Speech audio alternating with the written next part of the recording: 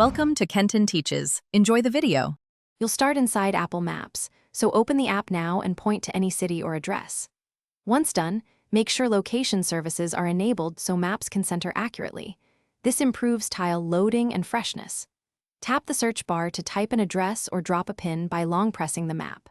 While you do that, keep Wi-Fi or cellular active. Satellite tiles are larger, and a stable connection speeds the imagery download and prevents blank patches.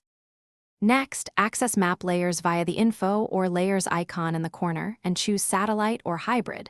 Satellite shows photos, hybrid overlays labels so you can read street names. You can pinch to zoom for detail and swipe with 2 fingers to rotate. For taller views, enable 3D.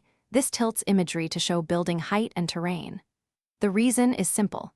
Satellite gives photoreal context, while hybrid preserves navigation cues, so you don't lose wayfinding information. To finish, fine-tune zoom and 3D angle until the scene matches what you need, then save, share, or add a pin for reference.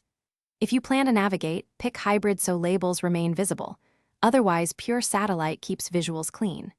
If tiles fail to load, try toggling location services, briefly switching airplane mode on then off, or reconnecting Wi-Fi. This forces maps to refresh.